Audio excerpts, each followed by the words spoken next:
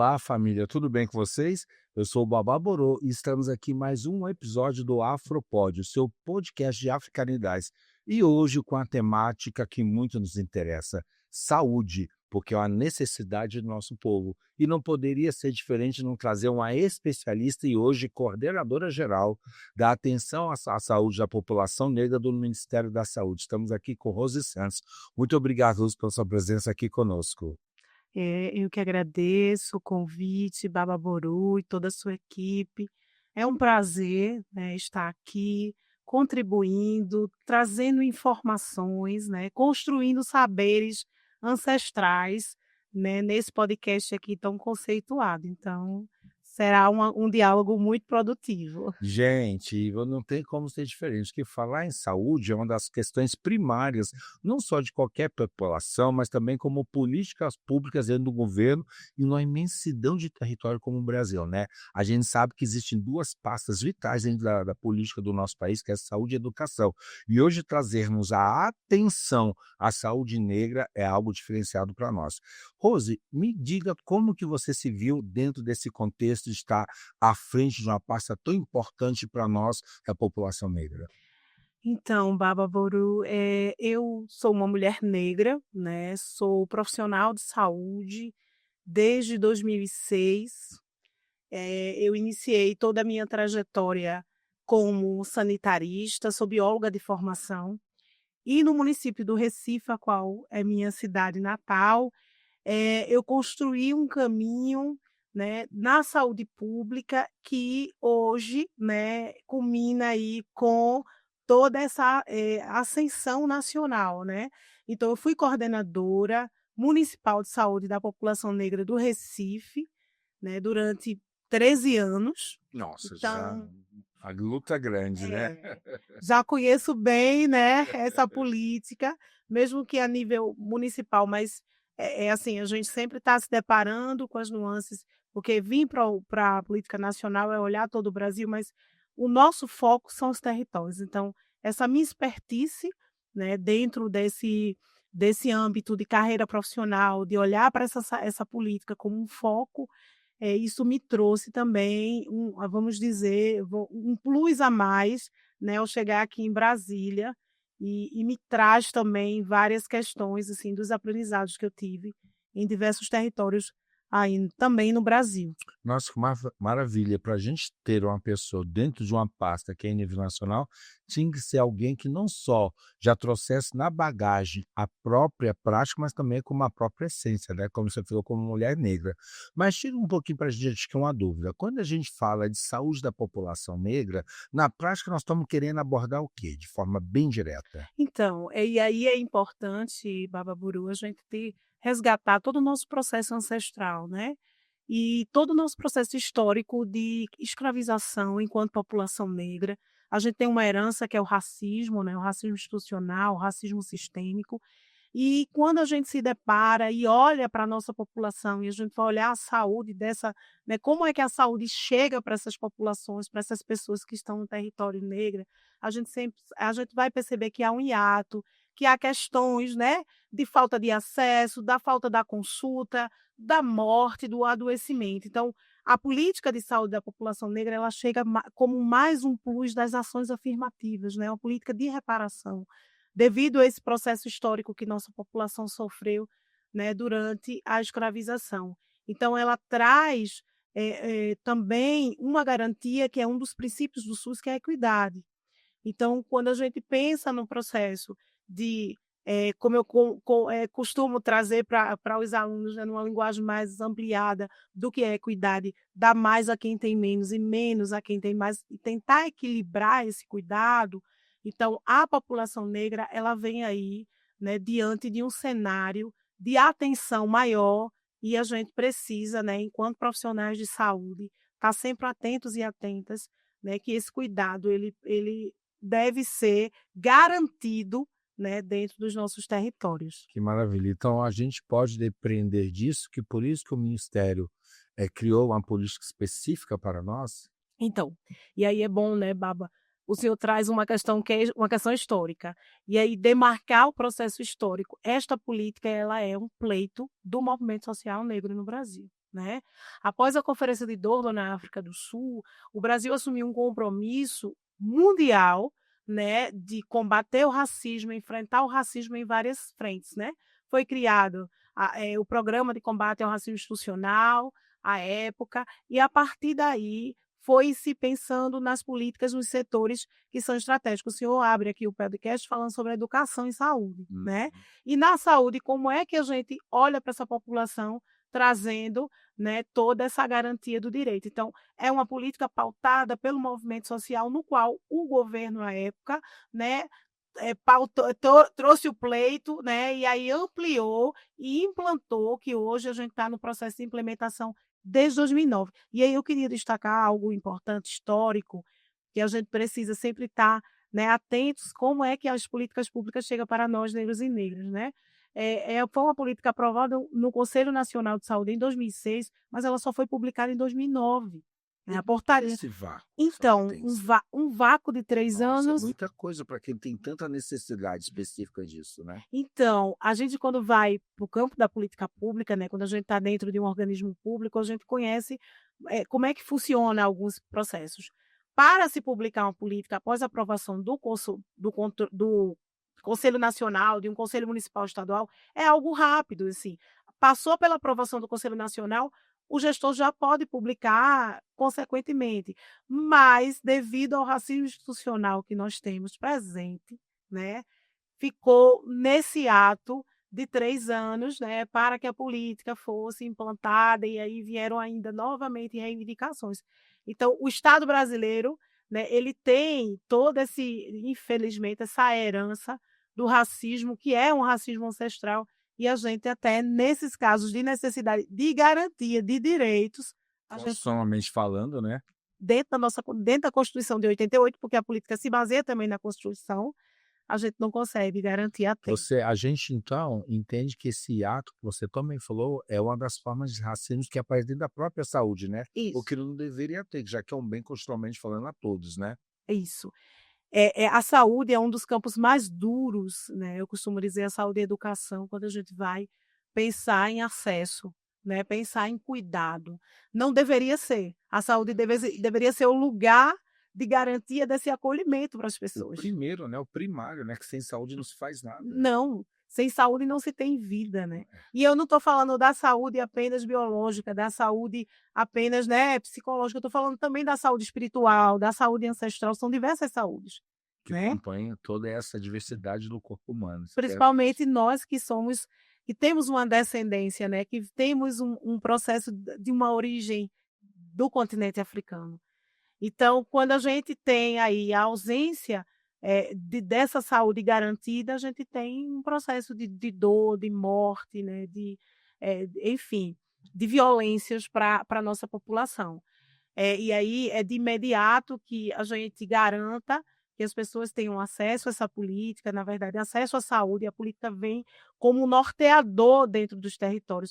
Interessante, eu acho que o senhor vai abordar, mas e aí provocando também, né, para a gente também refletir, quantas pessoas aqui que vai nos acompanhar, está nos acompanhando, conhece a Política Nacional de Saúde Integral da População Negra. É verdade, isso para mim é um marco do que a gente está trazendo aqui hoje. O nosso foco é dar visibilidade àquilo que é tão importante para a gente, não só na questão sociocultural, mas também na questão primária, que é como se falou, saúde é vida, sem ela nada se perpetua, né? E a gente sabe que a população negra tem muito mais propensão a determinados riscos de saúde do que outra, né? Nesse sentido, que dados você pode trazer para a gente de aspectos de saúde que fazem com que a população negra seja mais suscetível a determinadas doenças do que outra? Então, e aí essa herança histórica que nós temos, né, que nós herdamos, faz com que a gente tenha aí uma maior vulnerabilidade, né, a territórios mais violentos, né, e aí a gente vai pensar, por exemplo, a ausência de saneamento básico, a ausência de uma moradia adequada, a ausência de uma alimentação saudável, né, a ausência de diversos fatores para se ter uma qualidade de vida ou um bem viver, né, vai condicionando, a nossa maior propensão, a nossa maior vulnerabilidade a doenças que são doenças históricas e crônicas, né. E aí é pensar, por exemplo, que uma hipertensão arterial, a pressão alta, que uma diabetes mellitus, que é, né, a glicose mais alterada, o sangue no açúcar, né, o doce no sangue, é também entender que existe um fator genético, mas que também existe um fator socioeconômico e cultural que tendencia as pessoas negras A esse tipo a de esse tipo de comorbidade, né. comorbidade. A senhora falou, a senhora não, você. Fala assim que, né, Fica à se brincar, vontade. sou bem mais velha aqui. Bom, Mas você, Rose, falou de situações de vulnerabilidade, estão muito dentro da margem, né, da sociedade. Infelizmente, é onde a questão periférica encontra as maiores incidências com a população negra, né? Difícil ter acesso à qualidade de vida que pode deixá-la até diferente, distante dessas possibilidades de vulnerabilidade de doenças, né? isso, porque quando a gente vai pensar nas pessoas que estão à margem da sociedade, nas pessoas que estão nas favelas, nas comunidades periféricas, né, nos guetos, nos bairros que é onde não se tem acesso adequado, né, às condições mínimas de vida, de sobrevivência, vou usar até uma palavra que é sobrevivência, nem de vivência muitas vezes, a gente vai aí deixar essa população no risco maior de morte, e de adoecimento. A pandemia foi um exemplo muito, Claro, disso, né? né, objetivo, assim, explícito, né, de quem foi que morreu na pandemia. E aí os dados muitas vezes apontavam à época de que era a população não negra que mais se hospitalizavam, mas obviamente, porque era a única população que tinha acesso ao hospital. A população negra não tinha sequer o direito, não conseguia chegar à unidade de saúde, porque o índice de morte domiciliar na população negra foi altíssimo durante a pandemia. Ou seja, a gente não tem nem direito ao diagnóstico, né. Não sei, isso é uma informação muito forte que você está trazendo para a gente, Sim, né? sim, Para você ver o quão excludente muita coisa é, né? E isso. ainda bem que você me trouxe a ideia que a gente estava falando, tá, gente, no bastidor, a gente começar aqui o nosso Hum. podcast, que existe uma política para a saúde da população negra, o nosso famoso PNSI-PN. Explica um pouquinho para a gente do que ele trata, qual é a importância dessa política para nós. Então é uma política de reparação, né, histórica, não é uma política especial, é uma política que a gente vem trazendo no pacote das ações afirmativas. Ela foi implantada em 2009 na portaria 992, quem quiser ter acesso, digita lá na internet, facilzinho, e ela vai ter objetivos, né, o seu principal objetivo é combater o racismo, enfrentar o racismo e garantir o direito à saúde à população negra, né, combater as desigualdades étnico-raciais. Ela tem como pilar também as diretrizes, que é trabalhar as diversas nuances da população negra, valorizando seus saberes ancestrais, né, valorizando o saber que nós temos milenarmente aqui nesse mundo, né, É no e contato direto com a natureza. com a natureza, e aí é entender que quando a gente fala dos saberes ancestrais, é valorizar as parteiras, as rezadeiras, as benzedeiras, é estar aqui nesse podcast, Oh, que né. maravilha. É isso, esse espaço aqui é um espaço que está garantido dentro da política, né, quando a gente vai falar sobre educação, educação popular, comunicação, para que as pessoas tenham acesso. Então, essa política ela garante uma série de questões quando a gente vai olhar para a saúde. Ela dialoga com as outras políticas públicas e programas dentro do Ministério da Saúde, né. A gente vai dialogar com saúde da criança, saúde da mulher, então, todos os ciclos de vida, saúde da população idosa, também entendendo outros programas e políticas que nós temos. Então, assim, é a garantia do cuidado e do olhar para essa população, né, com acesso e como a gente está trabalhando de acordo com a estratégia antirracista também, que é uma portaria que saiu em 2023, recentemente, no movimento antirracista, né. E aí, olhar a estratégia antirracista na saúde é a gente garantir que a população negra, que aquela mulher negra que está naquele bairro lá, né, mais isolado, periférico, que ela consiga ir à unidade de saúde, ela consiga ter acesso ao cuidado. Isso é muito importante, que são essas ações que mudam na prática o SUS lá na ponta, né? Exatamente. Porque quando você consegue, não basta só ter a questão do reconhecimento da política, tem que estabelecer a implementação dela e que ela chegue lá na ponta exatamente a quem precisa. Isso é muito fundamental. Há quanto tempo você está nessa pasta, Rose? Então, contando desde lá, né, do Recife, eu acredito que eu estou há quase 15 anos. Nossa senhora. Gente, ter uma mulher negra à frente de uma pasta tão importante, né, considerá-la uma mãezona para nós, e assim que você vê uma grande mãe para todos nós. Então, isso. Né, ao chegar aqui na política nacional, que eu estou há 3 meses, né, mas assim, eu sinto justamente essa responsabilidade do cuidar, sabe. E aí vamos usar a questão do maternar, né. Aham. Eu como uma filha de Oxum, Olha né, se é só. assim eu posso trazer, eu tenho essa responsabilidade do cuidado, né, do cuidado seja da minha equipe mais próxima, e seja das pessoas que estão em diversos locais desse Brasil. E aí também trazer que a gente está, né, já vem de um tempo tocando outros territórios para além do Brasil, Ah, né. é? E aí depois eu vou dar um spoiler sobre uma atividade que Muito bom, nós a gente vamos ter. adora spoiler. Estamos no podcast, né. A gente já gosta disso, né. E isso, sobre um evento que nós vamos ter, que depois eu falo no final, que é um evento com países de África, sobre saúde. Olha E que eu já faço o maravilha. convite ao senhor Bababuru, a toda a sua equipe, né, ao seu tempo, às pessoas para a gente também construir junto, né. Nossa, maravilha. A gente fala que o Afropod, dentro da sua política de identidade, é ser exatamente o espaço de africanidade, a gente consiga trazer exatamente a extensão para atingir a que a gente quer, para que os nossos consigam entender que existe sim afirmativas que vão trazer esse zelo tão importante para a gente. E desde que você chegou a essa pasta, que grandes dificuldades você tem encontrado? Já que você traz a bagagem de 15 anos de Sim, uma vivência focada para a sim, saúde da população negra. sim. O primeiro obstáculo é o racismo, né. Então, o racismo ele se mostra, né, de pronto, primeiro que eu e aí observar que eu sou uma mulher negra num cargo de decisão, né, no cargo estratégico. Então, Uhum. esse racismo ele já demarca esse lugar. E aí, Várias nuances, em né, que você várias falou. nuances, de várias formas, ocultos, explícitos, o racismo introjetado em ações, em exclusões também. Então, assim, são diversas nuances, né? E também o desafio de estar dentro de uma política pública governamental, que são as dificuldades das instituições governamentais que a gente não consegue muitas vezes avançar, porque existe uma série de burocracias, existe uma série de processos de fluxo que precisam cumprir e que muitas vezes a gente não consegue acompanhar em certa medida, porque tem aí uma população que carece de um cuidado imediato. Mas, assim, dizer que esses desafios a gente vai se fortalecendo com os pais, né, com os outros colegas negros e negras.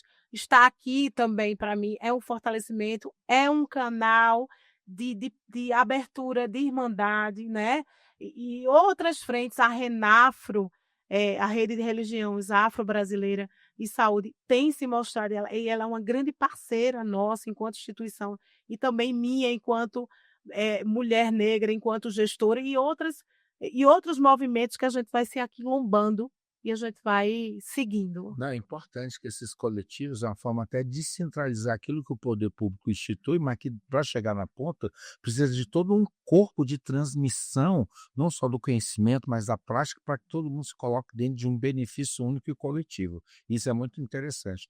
E você falou uma coisa muito sarta, né, a questão do racismo estrutural, né.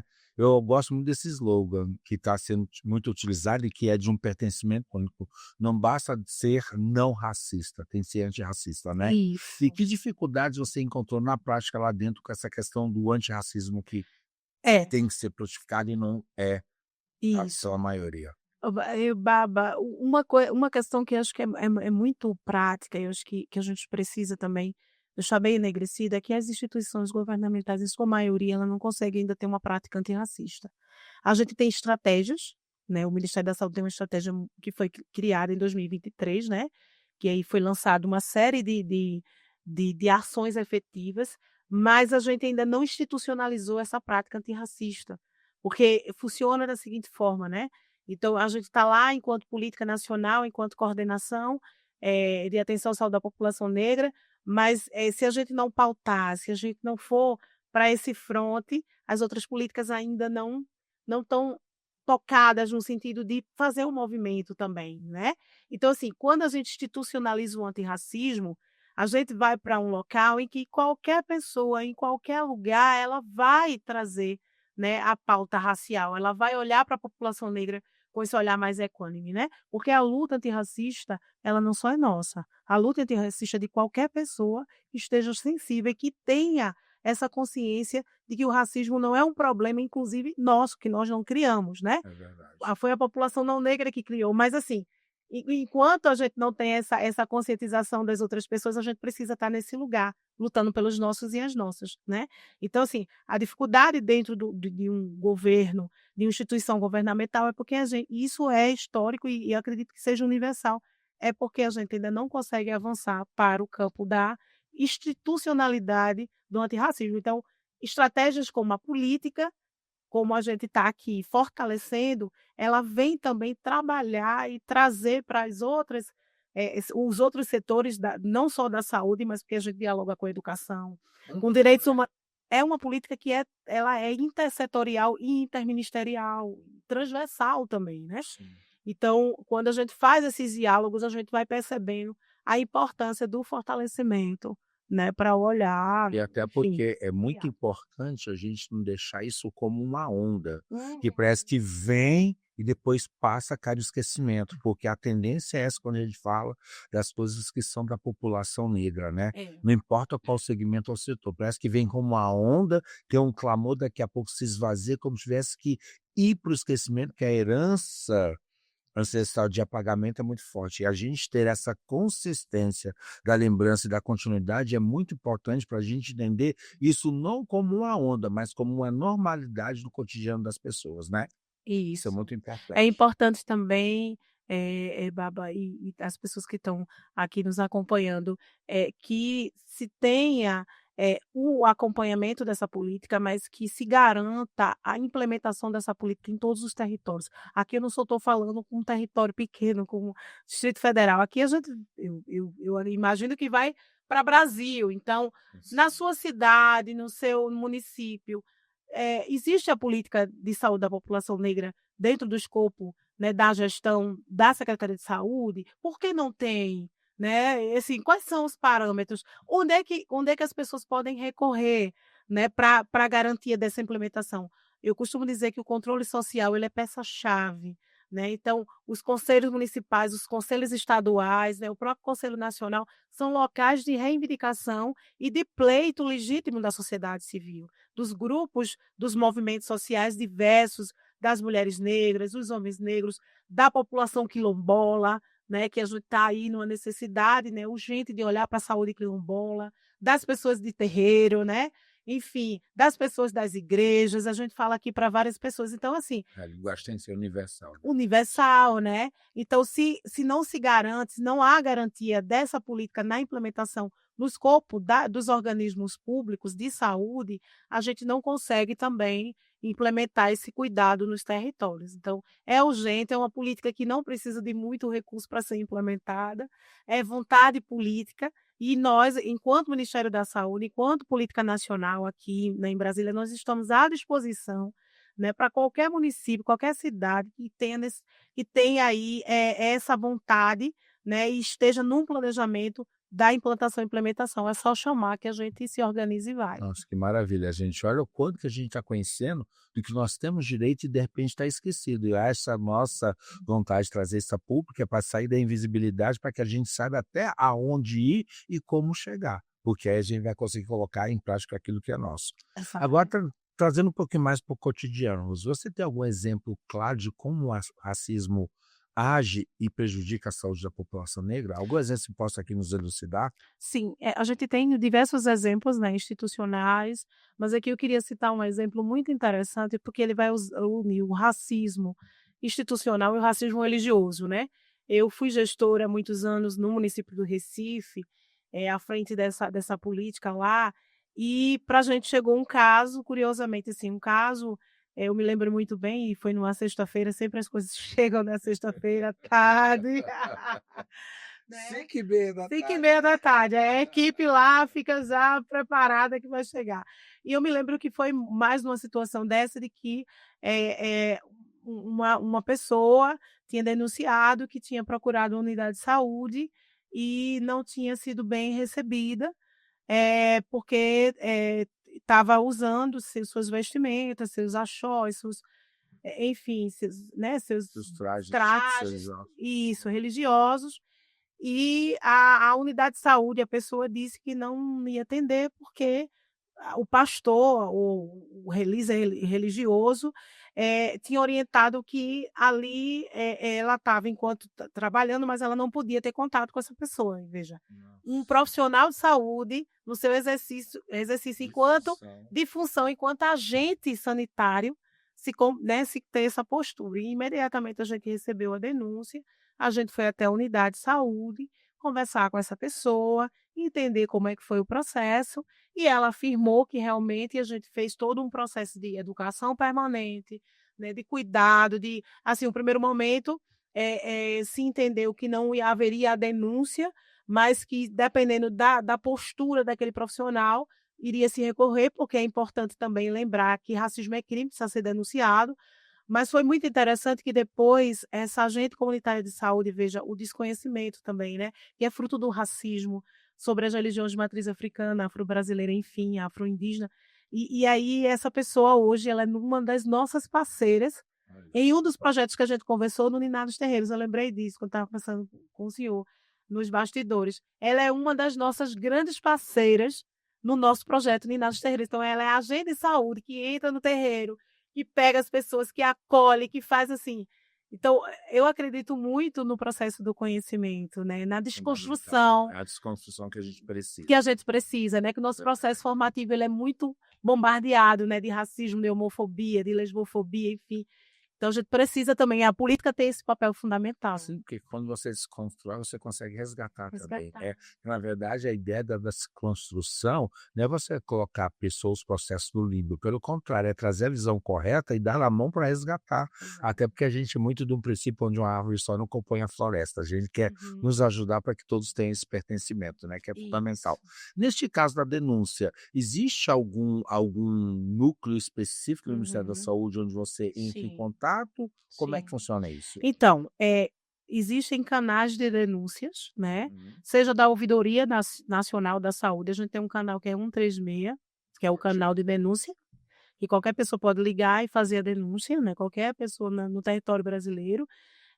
Dependendo da denúncia, a gente já vai ser encaminhado, por exemplo, se é no município, se aconteceu lá e a gente já direciona para aquele local, então ela vai ser reportada para a gestão aonde está localizado, né, para que os órgãos eles tomem conhecimento. A gente também tem canais de denúncia, não só na saúde, mas no Ministério de Igualdade Racial, né, eles dispõem lá no site do Ministério, você vai encontrar, né, locais de fazer a denúncia Específica que você se reporte, específica. ótimo. Você também pode fazer a denúncia de forma e procurar um DP, uma delegacia, né, um departamento de polícia, né, e fazer a denúncia lá, formalizar, fazer um BO, seja eletronicamente, virtual ou presencial, né, porque lembrar que racismo é crime, a gente precisa e aí e fazendo, formalizando, dependendo do tipo do ato, né, da violência racial, vai ser encaminhado, né, Ou seja, desdobra em outras e outras consequências, né.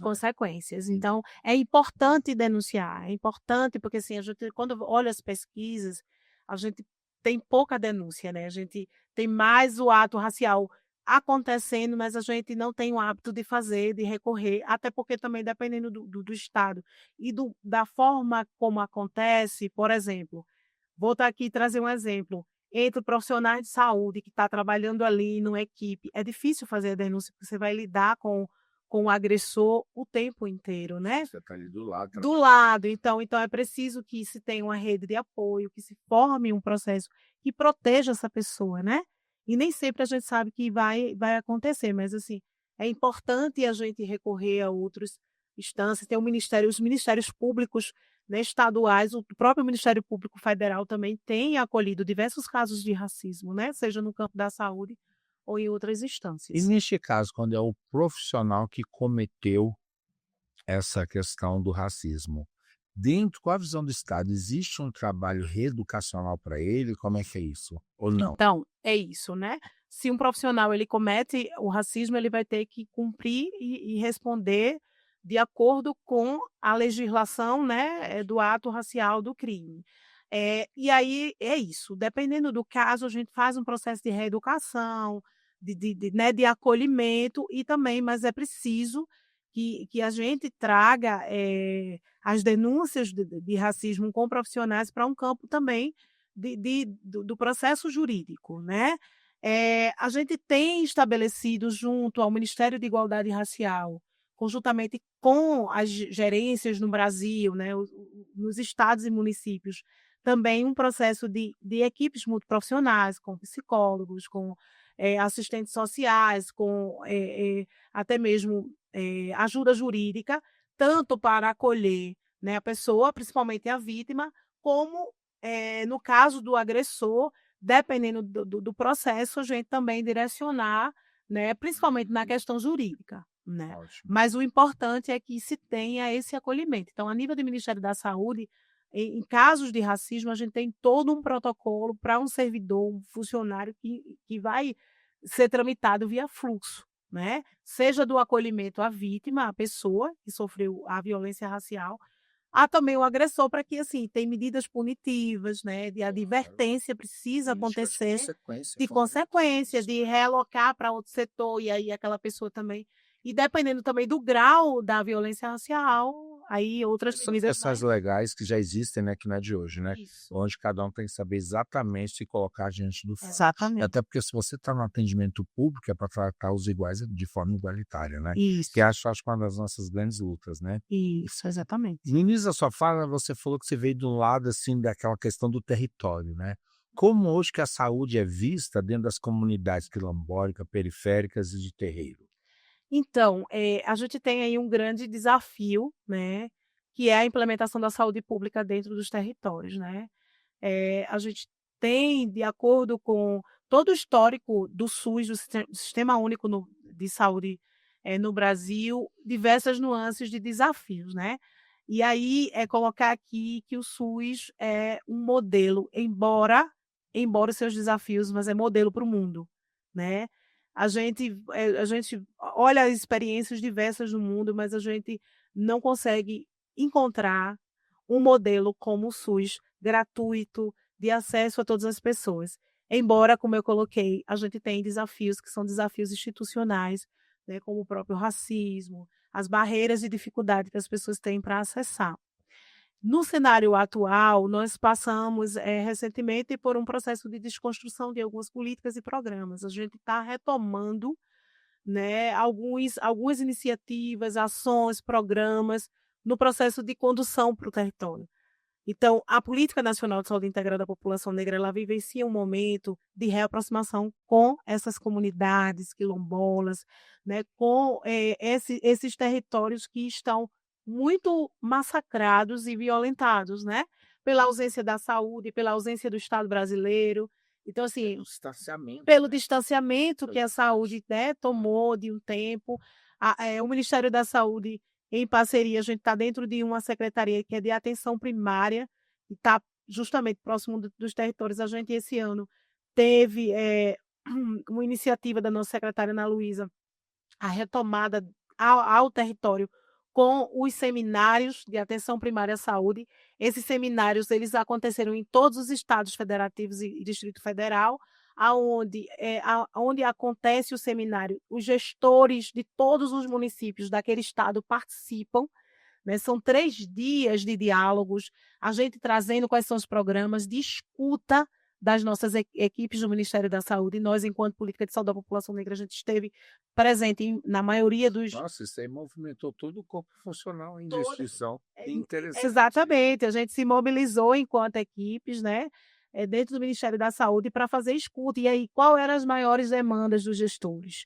É que fazia tempo que o Ministério da Saúde não ia nos territórios, não fazia as escutas. As dificuldades, porque assim, nós temos programas diversos com acesso, né, a recurso, a orçamento, né, e muitas vezes o município ele não consegue acessar porque faltou um documento, faltou um cadastro, essas questões micros que o semi burocra Burocráticas e acabando fazendo com que a assistência que devia ser chegue na ponta. chegue na ponta, que Entendi. as pessoas recebam cuidado. E aí o seminário ele permitiu, tanto que aí funcionou tão bem, né, de vários aspectos, tanto nos aspectos da gente colher os frutos, mas também da denúncia das pessoas Sim. pedirem, né, dos gestores trazerem a importância que o ano de 2026, esses seminários eles vão voltar novamente para o Nossa, território. que maravilha de informação que a senhora está trazendo. Sabe por quê? Muitas vezes as políticas são instituídas, mas se você não faz o feedback na ponta, você não sabe o que precisa ser mudado, o que precisa ser renovado, quais são as necessidades que estão prementes, que o mundo está evoluindo. E da mesma forma, a gestão, mesmo que seja na área da saúde, tem que evoluir conjuntamente, né? Adorei essa ideia. Então, isso a gente pode entender que é uma das novidades que estão vendo aí pela frente, que você É, está trazendo? essa é uma das novidades da Secretaria de Ó, o Atenção primeiro, Primária, né? primeiro spoiler, tá, gente? Vamos embora, vamos tirar mais de os. Vamos lá, a gente tem outras iniciativas, a gente tem outras que a gente costuma chamar de entregas, né? Ah, Nós temos uma prioridade de gestão também, olhando para a coordenação de atenção à saúde da população negra, com a primeira infância antirracista, que é o PIA. O PIA é a como é o estratégia nome? PIA, Pia. PIA, que a gente traz como PIA, né? É a sigla, mas é Primeira Infância Antirracista, Olha que né? interessante. E é olhar para essa primeira infância, né, para a gente garantir que essa infância seja livre de racismo, né?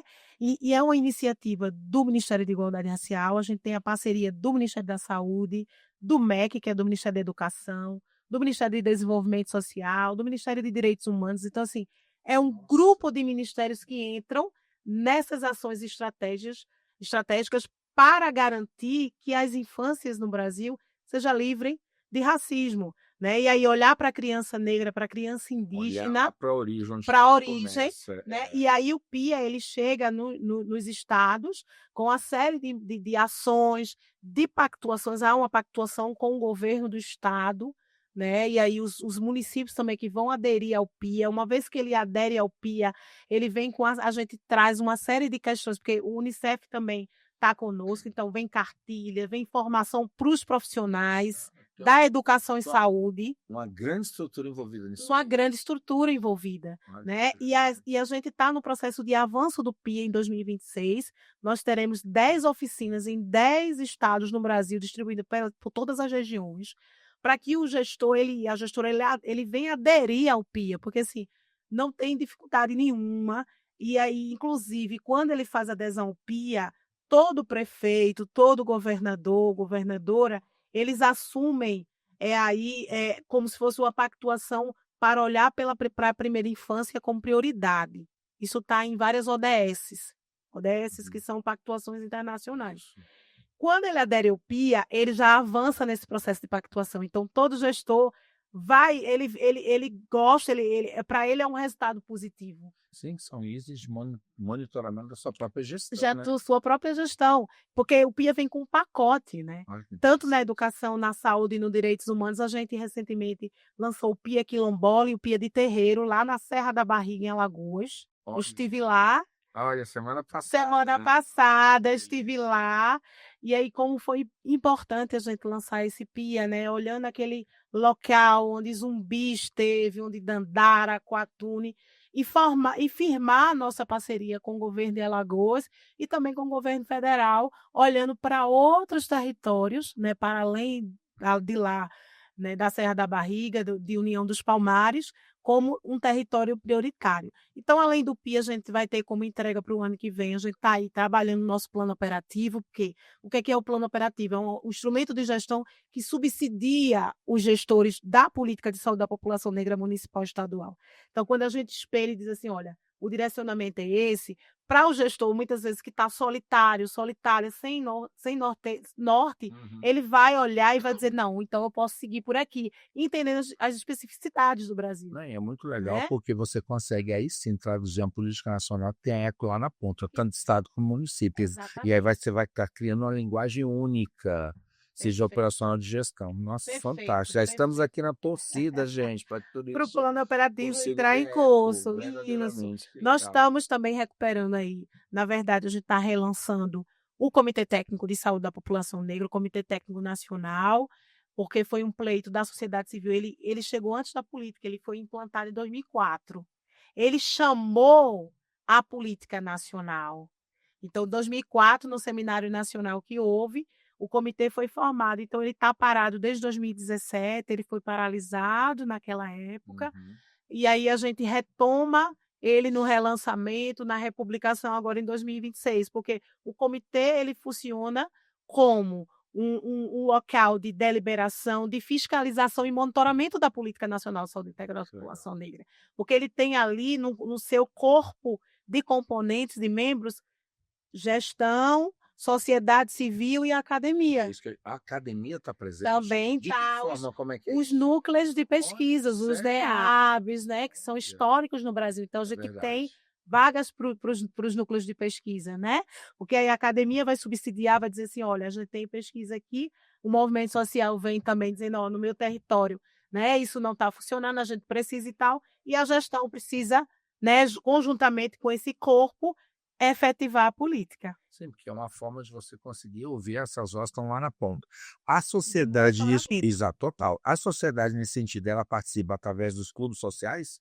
Ou não? Ela existe um coletivo para a população civil se participe nisso? Então, o comitê, né, nacional, ele tem aí um grupo de coletivos, inclusive a Renafro tem assento. Olha que maravilha. A Renafro A tem Renafro tem Que assento. maravilha. Tem assento a Renafro, várias instituições coletivas de mulheres negras, como crioulas, enfim, são várias, eu não vou citar aqui para Uhum. não me perder e não deixar de citar, né, todo mundo, mas assim, tem várias instituições, movimentos negros, o Movimento Negro Unificado, ao Negro, então assim, a gente tem os coletivos e instituições que fazem a representação dentro desse Comitê Nacional, né, e aí essa representação nacional, ela vai respingar nas representações estaduais e municipais, porque nós temos o Comitê Nacional que subsidia os comitês estaduais e municipais.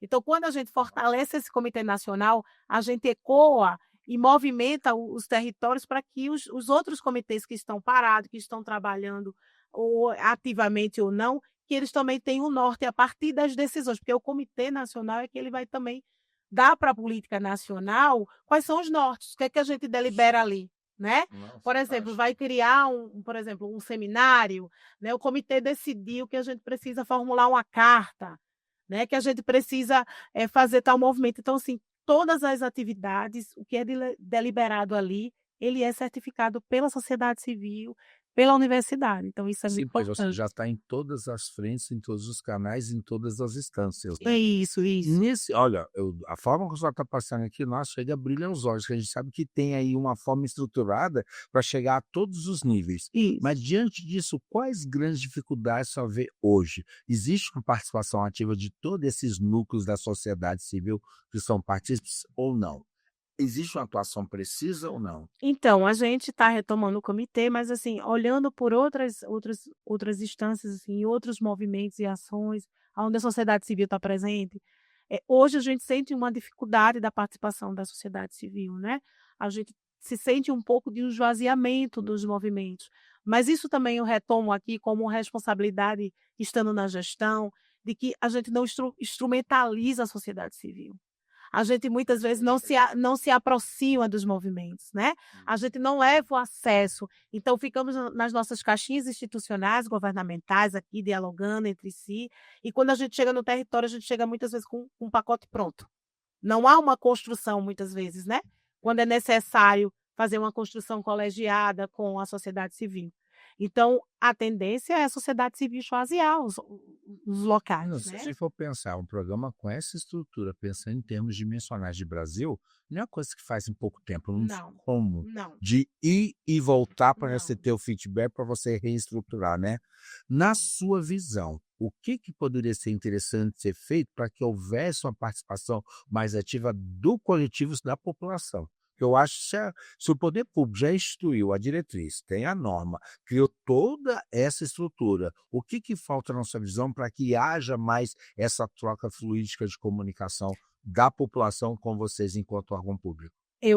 Acredito que tem uma questão que é muito importante, que é a educação e o conhecimento, né. Uhum.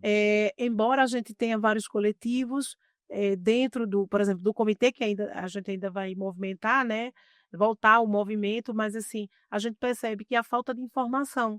Então, canais como estes aqui, né, da multiplicação até o território, eles são estratégicos para que a gente consiga garantir a participação das pessoas, né? Uhum. E eu acho que é garantir que a gente consiga chegar até lá, é garantir que a gente também precisa ter essa comunicação, a gente precisa ocupar os territórios, a gente precisa fortalecer os conselhos nacionais, né, municipais, os conselhos estaduais de saúde, saber onde é que está a participação, né, da Efetiva população disso, efetiva da população negra, o que é que isso vai respingar. Então, acho que é um momento principalmente estratégico de retomada desse fortalecimento e de instrumentalização sobre a Política Nacional de Saúde Integral da População Negra. A gente percebe muitas vezes quando se reúne com os coletivos e movimentos que não se tem informação, as pessoas não conhecem o que é o SUS, não conhecem o que é o sistema de saúde. Às vezes informações básicas de como é que funciona a rede, como é que você tem acesso a tal instrumento de saúde. A gente não entra nem na premissa do processo mais focado na política, mas somente de você trazer um programa, dizer como é que funciona, por exemplo, uma consulta, coisas que são pequenas, que há um truncamento de informação no próprio Sistema Único de Saúde. E que para as nossas populações chega com muita, infelizmente, com mais força no sentido de exclusão, porque nós estamos, a maioria de nós, na margem da sociedade, né? A verdade. gente não tem acesso à saúde de forma de qualidade. Então, assim, é fortalecer os coletivos que estão na base, é fortalecer os quilombos, né? Os terreiros, os templos, porque dentro do templo tem que discutir saúde, sim. É total, isso é Dentro mais das igrejas necessário. precisa discutir saúde. Dentro dos organismos sociais precisa debater saúde. É preciso que a gente fortaleça, né, essas parcerias, porque assim a gente consegue, instrumentalizando a população, o movimento social vem no seu pleito legítimo para a gestão, como eu até falei antes, né? Legal. Gestão é igual feijão duro, só vai na pressão. Só Gente, vai na pressão. a fala da Rosa é tão importante, porque presta atenção, se você não sabe que você tem este canal, você não vai utilizar a política que existe. E se essa política não é utilizada, ela deixa de ser legitimada para governos futuros, já que ela não cria eco na sua existência. Gente, isso é fundamental. O que você está trazendo para a gente hoje é de uma distinção única, porque existe toda uma estrutura que vai lá do poder federal até o municipal, aos coletivos locais, para que você consiga ter uma voz, um eco. Então vamos utilizar isso, ó. E eu, quanto Afropod, por favor, me coloco à disposição para fazer o Que que for bom. necessário para que a gente entenda Total. o quão importante é isso. E até porque você falou de um programa que é fundamental, que é o PIA, Pia. que vai desembocar onde? No jovem negro, e que é tão marginalizado Na nessa, criança né? negra, né, formação de Sim, identidade. não, formação de identidade, até para que a gente não escute o que os jovens negros passam do diante da sua juventude, da sua adolescência, da sua perspectiva de futuro, que a gente Isso. escuta demais, mas se a gente for lá na origem, fica complicado. E aí, como provocação, Bababuru, já que está falando, a gente está trazendo o PIA, Claro, a gente poderia até montar um outro programa, né, pensar em uma outra edição aqui do podcast para falar só do PIA. com A gente tem que certeza. trazer, né, pessoas, eu tenho uma pessoa na minha equipe que acompanha o PIA, a gente pensar, não só ela, mas enfim, se couber outras pessoas para trazer o que é o Com PIA, certeza. né, e falar do acesso, como é que a pessoa que está ali, como é que ela acessa o programa, e aí onde é que ela vai, entendeu? Então acho que seria muito Não, vamos importante. sim, já assumimos aqui um compromisso de Sim, trazer um novo episódio, aliás, uma continuidade para que a gente entenda sim. tudo que é importante para nós, como população, ter acesso e não só ter o acesso, mas ser um multiplicador disso para que quantas pessoas não precisam e às vezes não têm nem o conhecimento da existência.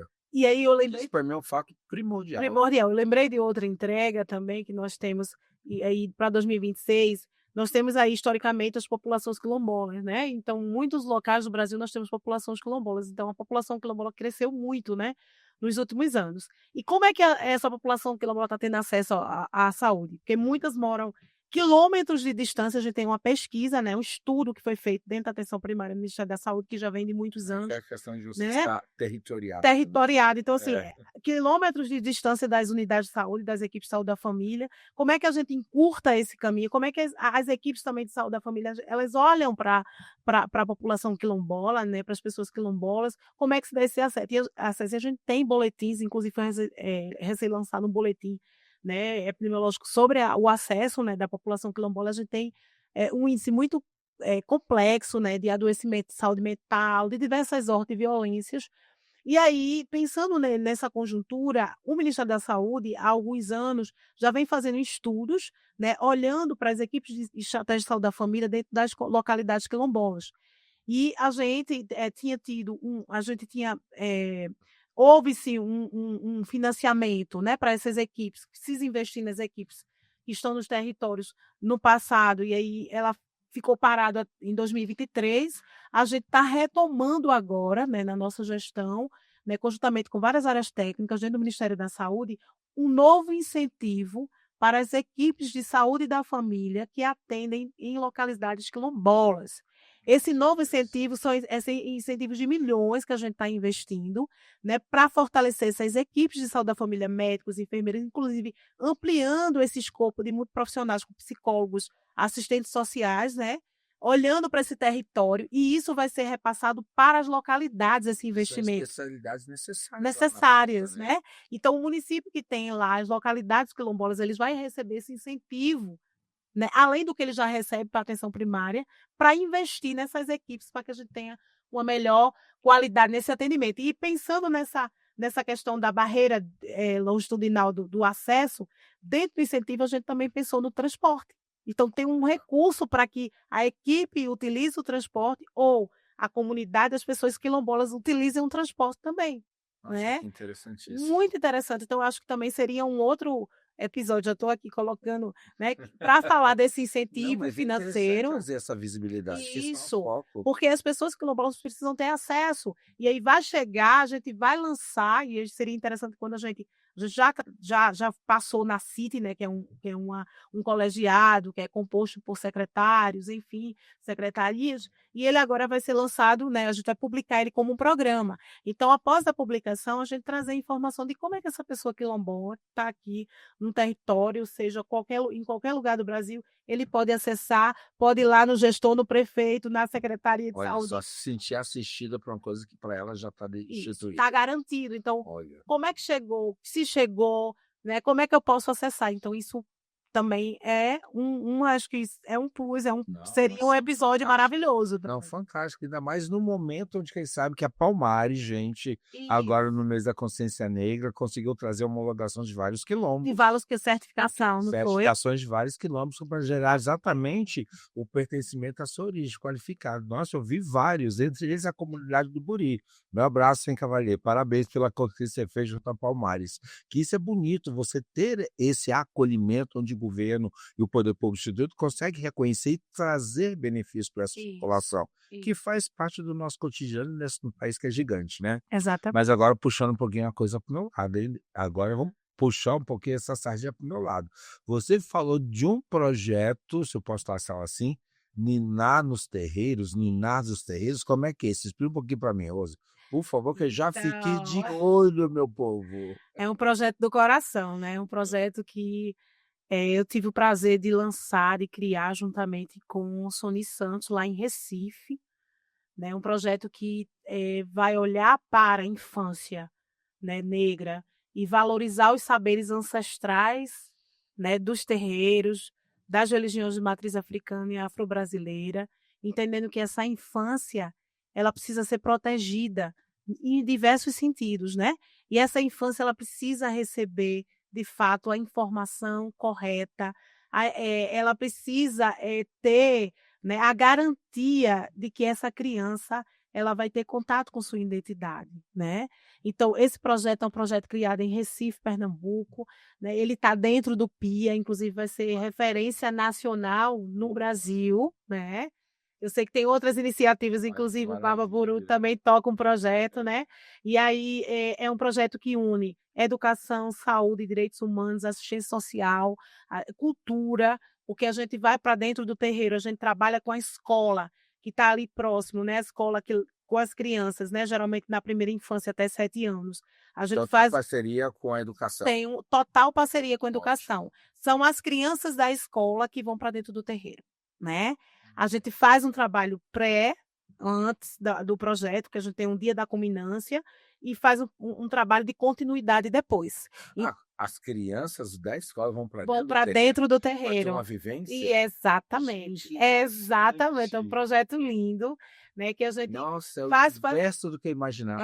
exatamente, e não é o terreiro que vai para dentro da escola. A escola, Porque se se você fizer levar dentro o do terreno terreiro, para dentro da escola, você está reduzindo. você está tirando Você também está ampliando. exatamente. Então a gente trabalha com as professoras, com a escola, com a direção no processo pedagógico, né, no ano Sim. a gente trabalha no plano, né, pedagógico, e aí num período, por exemplo, 2 semanas antes do projeto acontecer, da culminância do projeto, a gente vai trabalhando, a escola vai colocando dentro do seu projeto, né, do programa ali dos professores do conteúdo, né, história de África, história dos orixás, né, história da identidade negra, da criança negra, então Formação da da população. formação das crianças. E aí acontece o projeto, que geralmente a gente concentra numa manhã ou numa tarde, que aí vai ser o dia, né? Ou, na verdade, a tarde ou a manhã, onde vão ter contação de histórias infantis, brincadeiras de rodas, o cantar do niná para os bebês.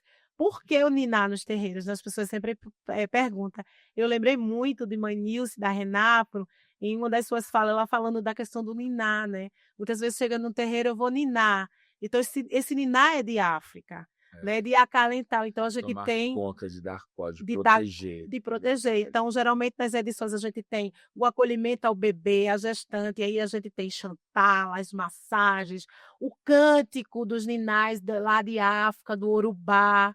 A gente monta vários ambientes no terreiro, e aí, muitas vezes, o terreiro tem sua lógica. A gente vai pedindo permissão ali, aquela casa, aquele tempo, pode fazer? Pode. Como é que a gente ajusta? Interdisciplinar, todo mundo Interdisciplinar. participando, que lindo E é isso. E lindo. como é que é a aceitação para a escola? Porque, sabe, isso é ação continuada, né? Porque o que acontece? A gente vê muito isso, Semana da Consciência Negra. Você faz uma semana. Sendo consciência, você tem que ter a vida inteira. Sim, E na hora que você desperta isso, é um outro olhar isso. lúdico, não mais real, do que representa esse pertencimento, né? De continuidade. Então, a gente tem uma lei, a Lei 10.639, Famosa. famosa Lei 10.639, fez 20 anos, né? É, exatamente. Então, em 2023, e essa lei ela garante, ela torna obrigatória que as escolas elas tragam as histórias de África para o seu cotidiano, né, escolar ali de conteúdo programático. Então a gente vai pela lei 2003. Então está respaldado na Está lei. Na verdade, respaldada é uma na ação lei. dentro da lei. Isso. O que é que a gente faz? Secretaria de Educação com Secretaria de Saúde e com Educação, a gente vai tocar nesse pilar da lei.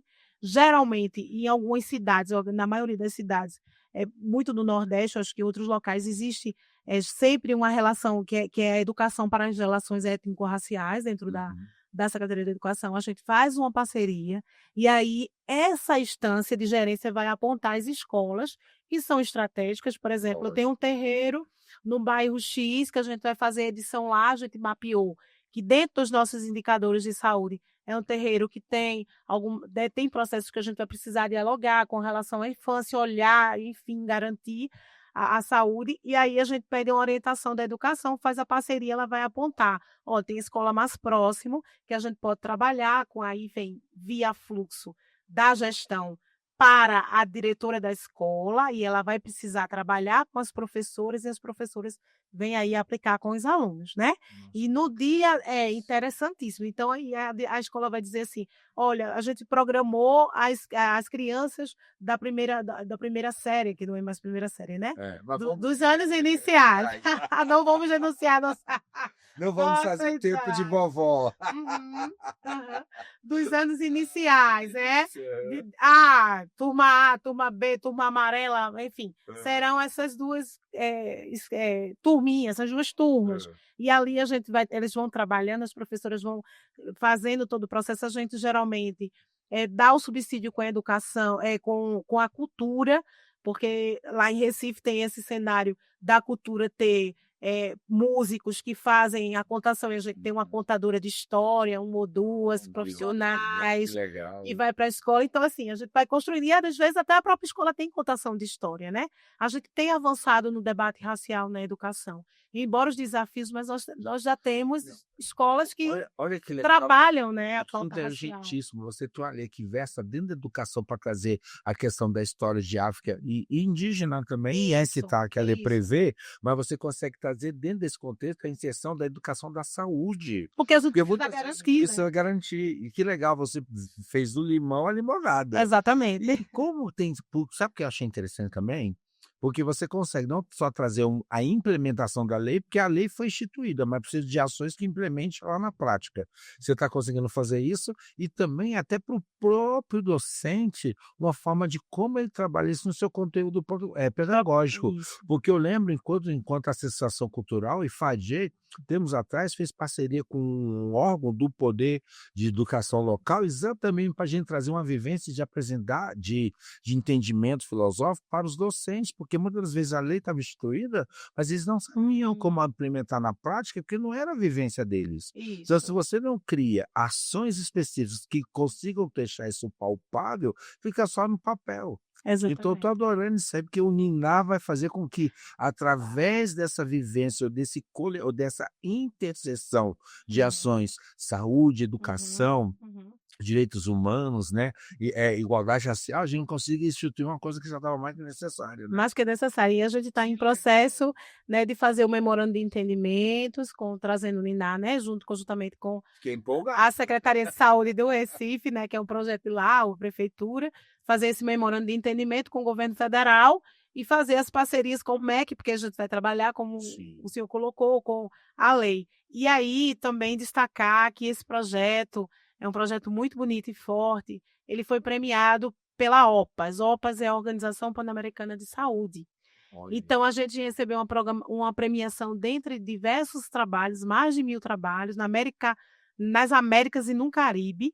Né? Nós fomos a Havana, eu tive o prazer de ir a Havana, Cuba, em 2023, receber essa premiação lá em Havana. Né? Nossa, E foi muito bonito, foi uma honra, né, representar não só lá o município do Recife, representar o Brasil e assim, garantir que foi uma reunião que fala sobre equidades em saúde. Né? E tinham diversos trabalhos com diversas temáticas em diversos locais. E o Ninar ficou em segundo lugar, né? E diante, vamos dizer, acho que tinha 1.036 trabalhos. Então, é a nossa força ancestral aí, né? Trazendo a solução que a gente precisa, né? Garantindo, justamente. Então, assim, é um prazer e a gente está centrando energias para ir dentro do Ministério da Saúde, se organizando, né, institucionalmente, para que ele venha. Foi Recife, mas vai abarcar o Brasil inteiro. A gente vai trabalhar o modelo para o Brasil inteiro, e aí a gente sabe que tem outras iniciativas em diversos locais no Brasil, trabalhando na infância. Então, acho que ele vai servir como um modelo, um guarda-chuva para os territórios também. É interessante que você traz legitimação aos territórios de matriz africana, porque a gente sabe que muitas vezes até a gente é esquecido, a gente existe de fato, mas não de direito. A partir do momento que uma política dessa, uma ação, ela se torna real e trazendo essa interseção social, isso é muito importante para a gente. Inclusive, ver até a questão do terreiro como espaço de pertencimento não só da religião, mas de tudo que diz respeito ao seu povo. E tem uma resolução, Baba, que eu não sei se você já teve acesso, que é uma resolução do CNS, do Conselho Nacional de Saúde de 2023, que torna o terreiro como espaço de promoção à saúde.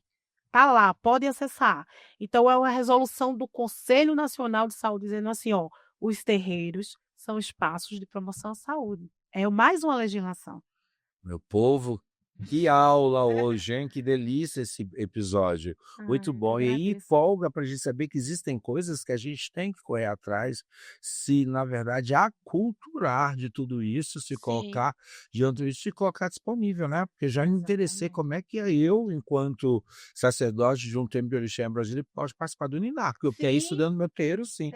Que com certeza, já me coloca à disposição como espaço para a gente trazer isso de forma real à nossa população. E achei lindo, porque a gente precisa, sim, trazer essa interseção de educação, de saúde, de pertencimento a tudo que a gente tem direito. E nós temos relatos, são vários relatos, né? Nós temos relatos de professores contando que quando ela começa a colocar a imagem dos orixás, assim, por exemplo, né, para a criança. Tem crianças que rejeitam de imediato, né? E aí quando ela começa trabalhando, olha, mas isso aqui, vamos lá, vamos associando aqui. Olha. E aí, no final, essa criança chega no terreiro e a primeira coisa que ela procurou, né? Até fico, não tem como não se emocionar, fico até arrepiada. A primeira coisa que ela perguntou para a professora, onde é que está onde é que está, por exemplo, Oxum? Meu Que a senhora falou, onde é que está aqui? Né? olha Então, só. veja, e até da desconstrução da demonização também, Total. né? E não só com a questão do orixá, mas a menina negra que está lá, que ela vê, né, as referências negras, e ela nunca viu uma boneca negra, que elas levam para a escola, né? As mulheres negras que são referências. Então, para aquela criança, é dizer assim, nossa, eu sou bonita, eu posso, Eu e tenho assim, eu referência tenho referência. da E não minha tem própria por que eu identidade. negar a minha identidade. Isso é É verdade. saúde. Nossa, que legal demais. Você falou dessa premiação internacional que foi tão importante e que coloca o Brasil dentro de um espaço de visibilidade internacional. Como é que a senhora vê isso para nós, Brasil? Então, o Como Brasil, política antirracista, né? Se quer sim, queira, não é. sim, o Brasil, embora as dificuldades, embora o que a gente tem vivenciado, né, dos desafios do racismo, enfim, das dificuldades, né, dos enfrentamentos que a gente tem feito, o Brasil ainda é um país que serve de modelo para outros países, quando a gente vai pensar na implementação das políticas públicas de saúde e educação, né? Quando eu tive o prazer também recentemente de, às 2 a 3 semanas, de estar no Catar, em Doha, na cidade de Doha, no Catar. Eu levei uma pauta que é o racismo ambiental, né, e justiça Forte, climática, que está muito muito forte forte em e voga. em voga, e eu fui falar sobre o que é que a gente tem desenvolvido a nível do Ministério da Saúde, com relação ao racismo ambiental e à justiça climática. E aí a gente levou algumas iniciativas que para a gente não, por exemplo, embora não seja tão avançadas, que a gente precisa melhorar, mas que para outros países traz, né, justamente com esse pilar de ter um sistema único de saúde, né, que é desejado por muitos países, e tem um sistema de educação também modelo, Olha, que legal isso. né? Isso reflete para a gente a necessidade da gente fortalecer essas políticas aqui, né? Não, e da nossa população ter orgulho do que nós temos, que vamos dar exemplo, pouco tempo até na rede mais famosa que a gente tem de TV aberta, um estrangeiro teve que ser atendido às pressas pelo SUS e ficou encantado com que o sistema, de forma gratuita, teve para oferecer para ele. Exatamente. E que às vezes a gente não dá valor que a gente tem, né? Exatamente. E a gente sabe que a dificuldade que se tem, né, das filas, a dificuldade de ter acesso aos exames, a gente sabe muito, é muito real. Mas eu acredito, e aí eu sou aqui, vamos dizer, uma militante também do Sistema Único de Saúde, né? Eu acredito que a gente precisa fazer força, né, que a força do movimento social, que a gente precisa estar perto dessas políticas e programas que a gente consegue virar, né, algumas chaves assim. E tem iniciativas do SUS que são iniciativas modelos para o mundo. Vou tocar aqui numa iniciativa que não é do SUS, mas que eu estive nessa delegação, nessa comitiva em Doha, que a gente acompanhou também conjuntamente com o Ministério do Desenvolvimento Social. Nós temos aí o Bolsa Família, né? O Bolsa Família, que é um programa que a gente sabe que há uma necessidade de reformulação, mas que atende muitas pessoas e tira muitas pessoas do local da fome, né? E o Bolsa Família ele é desejado por muitos países, seja América, seja África, seja Oriente Médio, né? É algo que a gente sabe que existe um processo que precisa do pós, que aí a gente precisa pensar, né, Solução do próprio numa evolução do próprio né? programa, de como é que a gente tira algumas pessoas desse, né, assim, como é que a gente avança. Mas eu estou destacando como é que a gente, naquele momento, né, de fome extrema, porque quando a Bolsa Família foi criada, era isso, a fome, as realidade era pessoas essa. viviam em miserabilidade. Como é que a gente consegue, mesmo que pouco, mas avançar, né? E aí, ok, a gente vai precisar fazer um outro processo, mas assim, é entender que o Brasil tem políticas públicas que foram pautadas pela população negra, pelos movimentos diversos, e que a gente precisa garantir, a gente precisa fiscalizar sim, monitorar e não deixar perder. Nossa, Não que deixar maravilha. perder. Que celeiro que a gente tem de ideias que se transformam em boas políticas públicas, né, e que é reconhecido lá fora, né. Sim, Olha que sim. interessante isso, É não tinha reconhecido essa muito. A África, pronto, e aí vou dar um spoiler agora. A gente está organizando um seminário o primeiro seminário internacional de saúde da população negra com países africanos. Vai ser aqui no Brasil, aqui em Brasília. Que legal, sério. Deve vibrar, né? Não, Isso. isso é muito Nós interessante. estamos, a equipe toda está A milhão. a milhão. A equipe que está envolvida Isso já é está para o ano ou para agora? para o ano. A gente tem uma previsão entre maio e junho, porque esse ano não dá mais, né? A gente já terminou o ano. Entre maio e junho, né? Esse seminário onde a gente tem vários acordos de cooperações com países africanos, né? A gente está estabelecendo novos acordos e aí nós entramos na aliança global com essa minha ida ao Catar, né? Então, o que é que a gente vai ter nesse seminário? Só para dar um pouquinho dos spoilers. A gente vai trocar boas práticas de saúde com os países africanos, né? E não só os países africanos, mas países que têm também, né, tem essa questão afrodiaspórica. Por exemplo, Colômbia é um dos países que a gente tem feito parceria e é interessante, né? Nós temos as mulheres quilombolas aqui, que são quilombolas, que são mulheres, a maioria rurais. Em Colômbia, a gente tem as mulheres palenqueiras, que equivale às mulheres quilombolas, são mulheres negras rurais. E a gente vai trocar boas práticas. É só um spoiler. Gente, que enriquecedor que não vai ser isso, hein? E nós queremos a parceria aqui para estar divulgando e para construir conosco também, né? Do que for necessário, possível e factível, o Afropod, não só o IFADIR, me coloca à disposição toda a equipe para que a gente traga essa visibilidade. Inclusive, só rapidinho, o Ministério de Relações Exteriores, o Itamaraty, vai estar todo mundo conosco, né? A gente vai trazer outros países. Então, assim, o Brasil vai ficar bem movimentado, vai ficar bonito, Brasília vai ficar bonita. Não, você imagina um encontro desse histórico onde a gente vem aí já de décadas falando de África, de negro, da questão afrodescendente, né? Que foi uma década muito forte, desde o começo de 90 para cá. Sim. E a gente entender que isso é contínuo, que é aquela minha grande preocupação.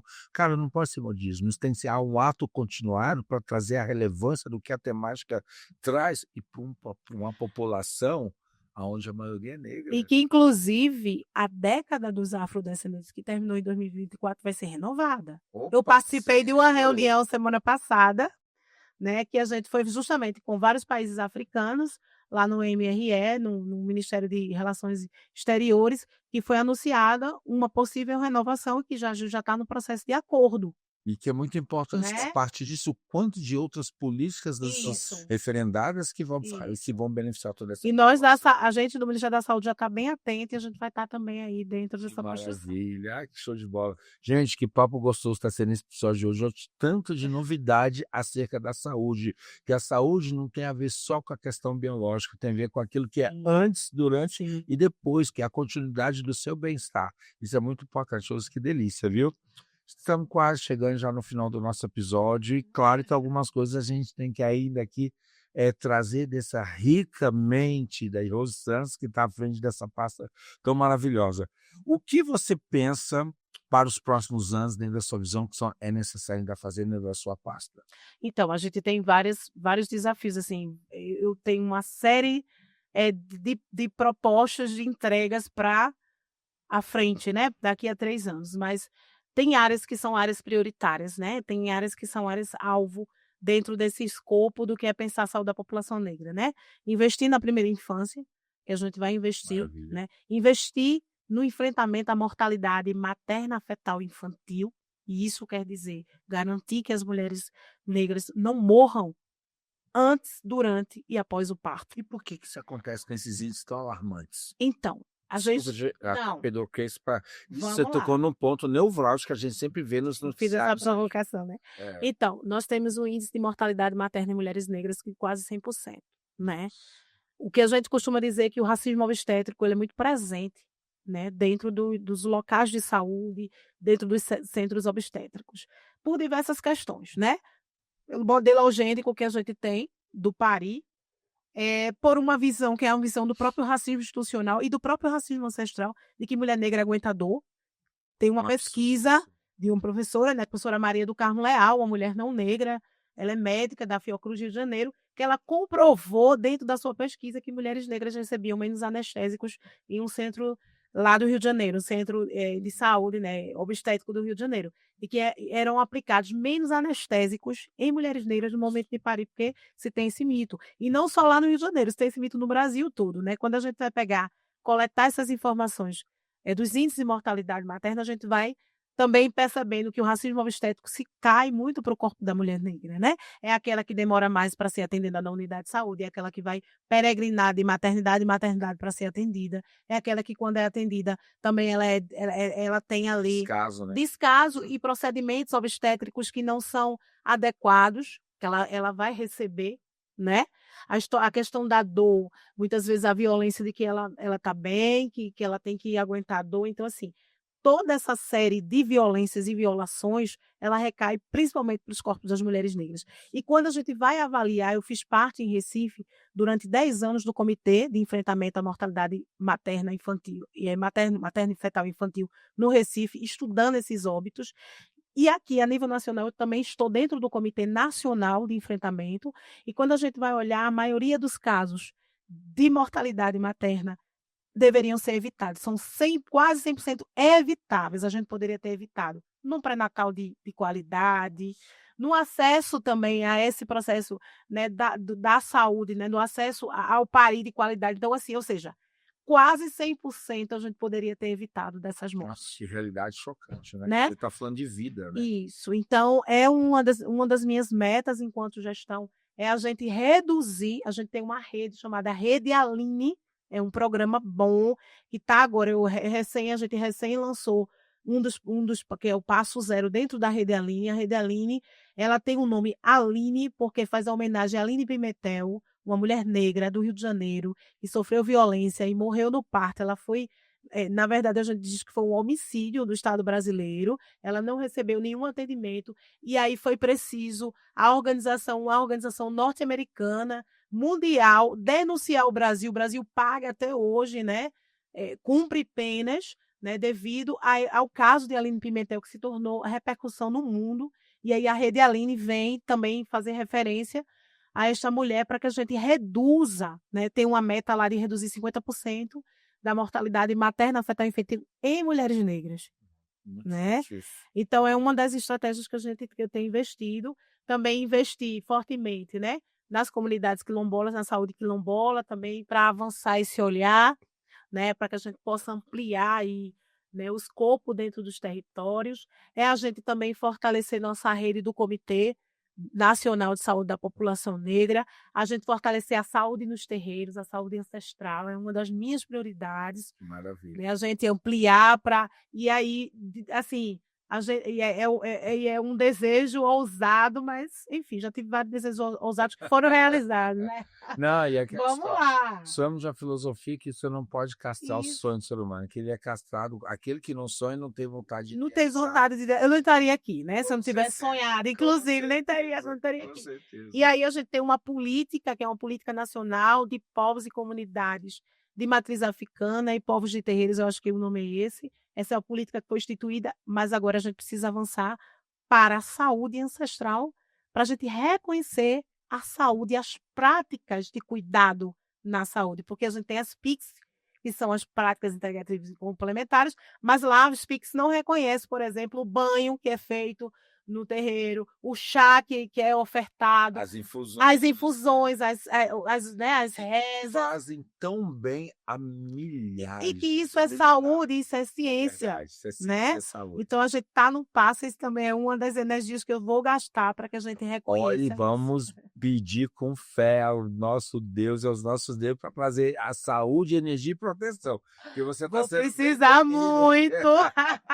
Preciso demais. Demais. E é isso.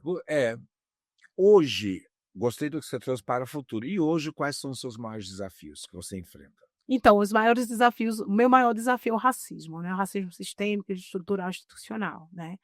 É ele que se atravessa fortemente de diversas formas, como eu iniciei, né? E também, assim, a gente tem os desafios que são os desafios institucionais, que está no escopo da instituição governamental, né? Hoje eu não posso dizer que tem um desafio a nível de recursos humanos, porque minha equipe está ampliando, eu consigo ter, né? Minha equipe técnica está se fortalecendo, então, corpo técnico a gente está aí, né, correndo atrás, mas eu acredito que seja mesmo num processo dos marcadores aí que se atravessam dentro das instituições de diversas nuances, né.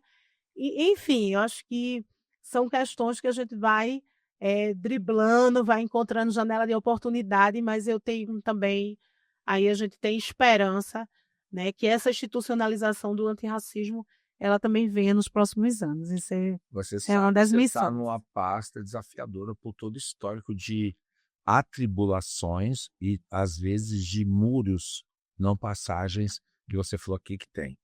Que motivos te trazem ou que você visualiza para que você se torne esperançosa naquilo que você executa? Primeiro, meu compromisso ancestral. Eu não estou aqui apenas para cumprir uma missão minha, né, enquanto Rose Santos, Rosemary Costa dos Santos. Não é só um projeto meu, pessoal, é um projeto coletivo. Eu me comprometi com essa coletividade. Então, isso me motiva. Então, quando eu olho para as pessoas, quando eu olho para as populações, quando eu olho para as mulheres negras, em diversos indicadores que eu venho, isso me, embora seja adoecedor muitas vezes, mas isso me motiva, isso me dá mais gás de enfrentar, de seguir, de ter esperança e também, além desses cenários, é ter a irmandade que vem comigo. Eu não estou só nessa, nem fisicamente, nem espiritualmente. Eu sei que aqui eu estou sendo movimentada por um grupo. Está sendo instrumento, né? Instrumento. Então, a parceria aqui com o canal que a gente fortalece hoje, né? Com as comunidades quilombolas, com os terreiros, com as pessoas de diversas ordens que se somam, embora os desafios que me ligam, que mandam mensagem, ó, você não está só, o que é que está precisando? E hoje, isso me motiva e me dá esperança para seguir, né? Claro Então, que é. Na verdade, é o que você falou, cria-se um canal de comunicação e de apoio que faz com que essa sua luta não seja vazia nem sozinha, né. Não só pelo que você traz como herança espiritual, mas como herança de pertencimento, de luta, são 15 anos nessa estrada, e que seja no mínimo mais 150 anos pela frente, que eu desejo 10 vezes mais para você, viu. axé, Gente, axé. estamos chegando no final do nosso episódio, lindo, maravilhoso, muito gostoso de ouvir de você, Rose, essa mulher negra, desbravadora, guerreira e que traz, sim, dentro do seu mote de vida, algo que é tão especial que não é a sobrevivência, a vivência de todos nós, que é a saúde, né?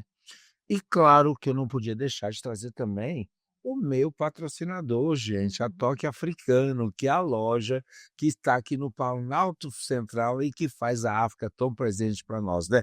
E que inclusive aqui deixa uma baborô belíssima nesse episódio lindo sobre a saúde. E minha saúde aqui coletiva tem que estar lindamente representada. E claro que a Toque Africano, Rose, ia trazer para você um Uau! mimo para que Que você se sinta ai, alegre e que sempre coisa feliz diante do que você tem que realizar no seu cotidiano. Que maravilha, obrigada, Barbaburu e toda a equipe Da Toque e da Africano. Toque Africana. E me aguardem que eu vou chegar lá na Toque Africana. Ó, preciso também, tá bela. Dá uma repaginada, Isso, coisa obrigada, boa. obrigada. Não, eu Que falo, a Toque lindo. Africano realmente é uma loja que veio para fazer diferencial e que entende, dentro do patrocínio que faz a Afropod, a necessidade de tornar nosso dia, nosso cotidiano mais belo. Ai, que bom. Pode abrir se você quiser, sinta-se à vontade. Eu venho do Nordeste, no Nordeste a gente costuma abrir os presentes. Sim, ó que eu sou filho de nordestino, por isso Olha bem aí, isso. tem duas coisas do Nordeste, é que quando a gente vai presentear, eu trouxe uma lembrancinha para você. Ah. Uma lembrancinha, porque não é nem uma lembrancinha, é um presente, mas tudo é lembrancinha, né? Gente, e já que ela é de Recife, pode ser até um bolo de rolo, tá? Ai, maravilha, eu tô com saudade. Amo. Aí é aí uma dívida, uma promessa minha. Olha, já Quando vou for a fazer isso na Recife, semana que vem. o bolo de rolo vai chegar. Adoro. Com certeza. Ai, gente, que lindo. Axé. Usar com meus looks maravilhosos. E também, minha gente, passar lá na Toque Africano, vou fazer propaganda com minha equipe, Que né? Que é uma maravilha. loja que cuida da gente, né? Com Importante. certeza, é E tem isso mesmo. afeto e Por compromisso. favor, que maravilha. E claro, Obrigada. Rose, por favor, para que a gente deixe a nossa audiência sabedora de onde te encontrar e ser esse canal de comunicação no que a gente precisa. Em algum lugar aqui, dentro do vídeo, vai aparecer as nossas redes sociais. Por favor, pode divulgar a sua, até da sua instituição, se for Aham. possível. Então, eu estou aqui, né? Eu estou dentro do Ministério da Saúde, então quem quiser ter acesso né, há diversas informações, tem lá o arroba do Ministério da Saúde, arroba MinSaúde, eu acredito. O meu arroba é Rose Saúde Negra, eu acredito que seja a única. Rose, Direto lá. direto, Rose Saúde Negra, pode acessar, é meu Instagram profissional. Lá eu estou sempre, né, colocando, né, todas as participações em diversas atividades, inclusive aqui o Pod, a gente vai fazer um collab lá, né? Isso, Vou pode pegar. compartilhar para divulgar. A gente também tem os canais oficiais do Ministério da Saúde. Eu posso também deixar o telefone institucional para que, né, o Babá possa divulgar. Também tem meu e-mail institucional para quem quiser mandar e-mail. Eu vou deixar aqui, mas eu tenho também um assessor que cuida dessa parte, @saude.gov.br. Então, esses são os canais e a gente também vai deixar aí, né, Isso. durante a postagem, né? Ele vai aparecer aqui na edição do podcast para vocês, todos os canais de comunicação que Rose deixou para você. E é importante que a gente tenha acesso e utilize, porque a maior forma de que a qualidade do serviço se mantenha é o feedback da própria população. E, por favor, também siga a gente nas redes, né, gente? @afropodbr, em todas as redes sociais que a gente está, e @bababoroifadi. E, ó, a vocês, muito obrigado e até o próximo episódio. Axé, abraço, gente! Obrigada, gente.